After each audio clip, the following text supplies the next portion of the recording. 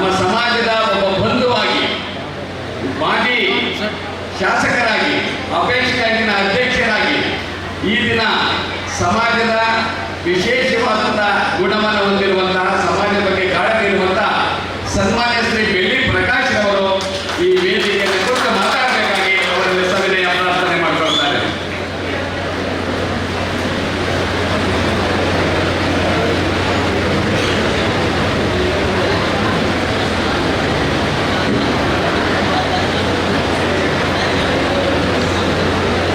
ಕಾರ್ಯಕ್ರಮದ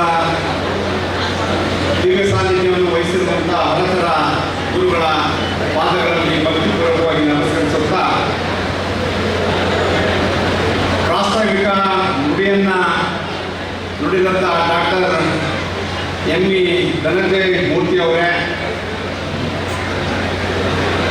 ಬೇಲೂರಿನ ಮಾಜಿ ಶಾಸಕರು ಆತ್ಮೀಯರಾದಂಥ ಲಿಂಗೇಶ್ ಅವರೇ, ವೇದಿಕೆ ಮೇಲೆ ಆಸೀನರಾಗಿರುವಂಥ ಎಲ್ಲ ಗಣ್ಯರೇ ಮತ್ತು ಈ ಕಾರ್ಯಕ್ರಮದಲ್ಲಿ ಕರ್ನಾಟಕದ ಮೂಲೆ ಮೂಲೆಯಿಂದ ಬಂದಂಥ ಎಲ್ಲ ಸಮಾಜದ ಬಂಧುಗಳೇ, ಆತ್ಮೀಯರೇ ಹಾಗೂ ನನ್ನ ಆತ್ಮೀಯ ಪತ್ರಕರ್ತರು,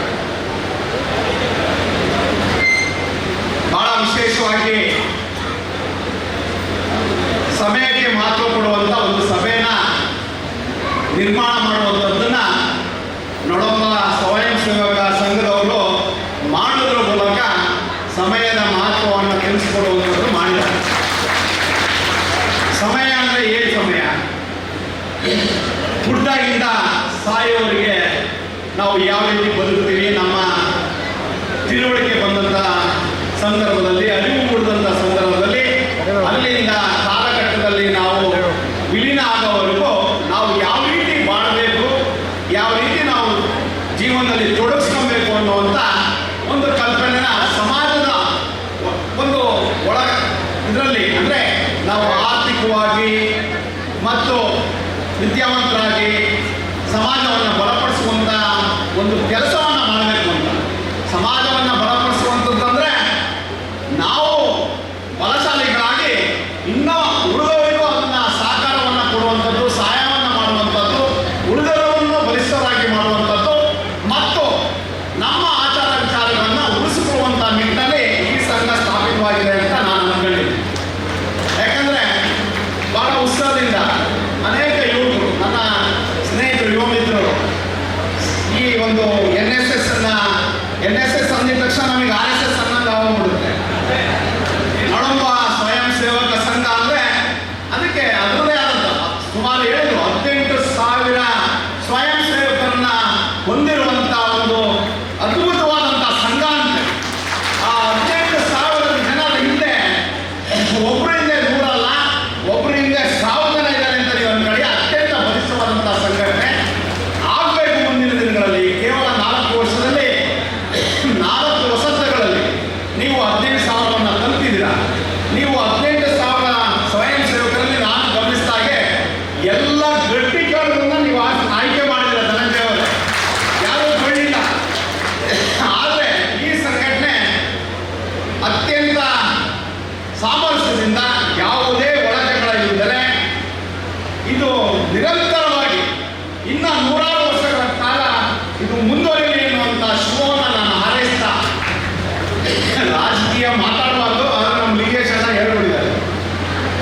ನಮ್ಮ ಚಿಕ್ಕದೇವರಲ್ಲಿ ಅವರು ಸ್ವಾಗತ ಮಾಡಬೇಕಾದ್ರೆ ಲಿಂಗೇಶ್ ಅವರಿಗೆ ನಮ್ಮ ಬಂಧುಗಳು ಅಂತಂದ್ರು. ನಾನು ಪಕ್ಕದಲ್ಲಿರೋ ಶಿವಾನಂದ ಸ್ವಾಮಿಗೆ ಹೇಳಿದೆ, ನನಗೆ ಇನ್ನೂ 2 ಜನ ಹೆಣ್ಮಕ್ಳಿದ್ದಾರೆ, ನಾಳೆ ನಿಮ್ಮ ಸಮಾಜದ ಜೊತೆ ಸಂಬಂಧ ಆದರೆ ನಾನೇನಾಗ್ತೀನಿ ಹೇಳ್ತೀನಿ.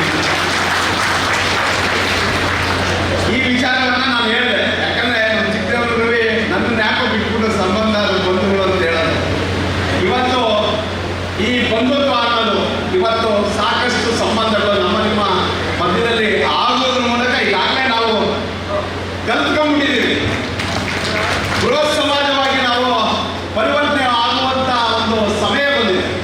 ರಾಜಕಾರಣವಾಗಿ ಅವರು ಲಿಂಗೇಶ್ ಅವರು ಈಗಾಗಲೇ ಒಂದು ಏನೋ ಅಡ್ವಾನ್ಸ್ ಅಪ್ಲಿಕೇಶನ್ ಹಾಕ್ಬಿಟ್ಟಿದ್ದಾರೆ ಕಡೂರು ಪರವಾಗಿ.